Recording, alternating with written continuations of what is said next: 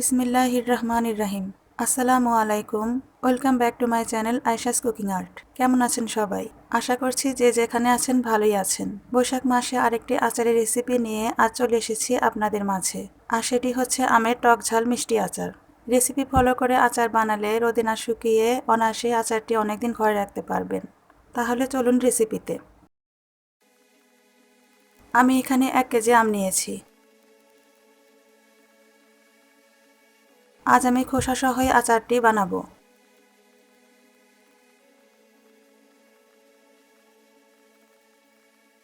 তাই আমের খোসা না ফেলে জাস্ট এরকম করে টুকরো করে নিচ্ছি।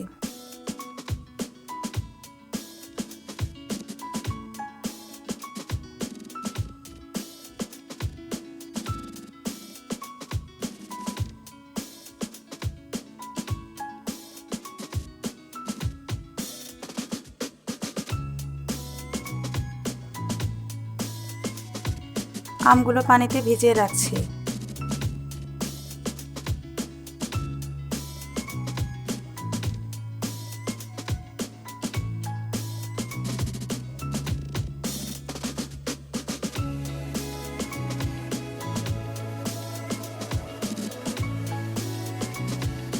এভাবে সবগুলো আমি কেটে নিয়ে পানিতে ভিজিয়ে রাখবো 8 থেকে 10 ঘন্টা।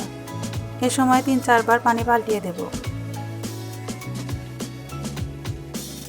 আচারে ব্যবহারের জন্য 5 ফোড়ন ভালো করে ভেজে নেব। প্যানে দিয়ে দিচ্ছি 5 ফোড়ন।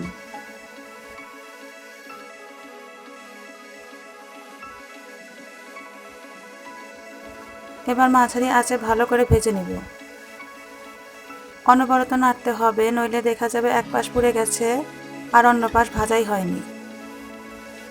ভাজা হয়ে গেছে, এখন নামিয়ে নিচ্ছি।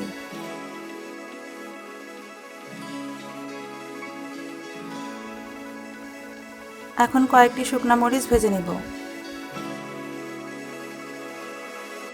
আচার তৈরি করে নেব, এজন্য চুলায় প্যান বসিয়ে দিয়ে দিচ্ছি আধা কাপ সরিষার তেল। তেল একটু গরম হলে দিয়ে দিচ্ছি 1 চা চামচ পাঁচফোড়ন।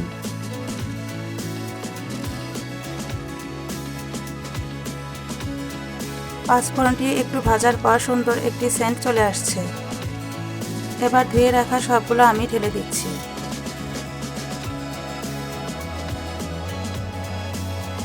একটু নেড়ে চেড়ে দিয়ে দিচ্ছি আধা কাপ চিনি। দিয়ে দিচ্ছি 1/4 কাপ ভিনেগার। এবার ভালো করে নেড়ে চেড়ে নিচ্ছি।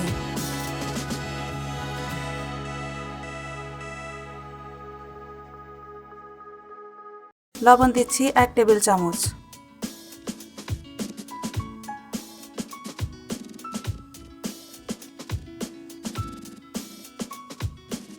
হলুদ গুঁড়া দিচ্ছি 1 চা চামচ। ধনিয়া গুঁড়া দিচ্ছি 2 চা চামচ।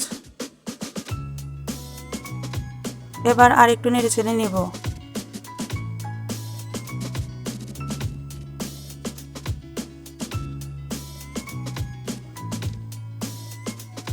এখন দিয়ে দিচ্ছি 3 টেবিল চামচ সরিষা বাটা।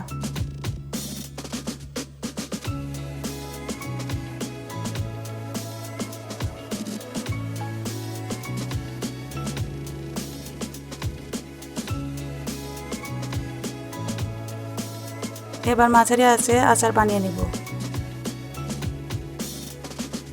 নিচে যেন পুড়ে না যায়, এজন্য একটু পরপর নেড়ে চেড়ে দিতে হবে।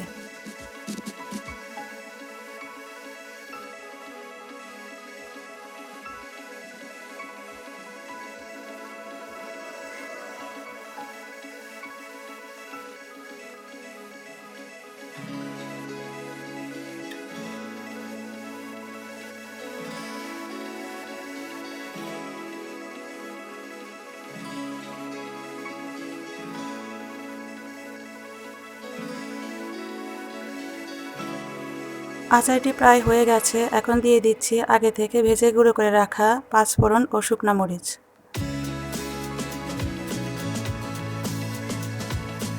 মশলার সাথে ভালো করে মেশার জন্য নেড়েচেড়ে নিচ্ছি।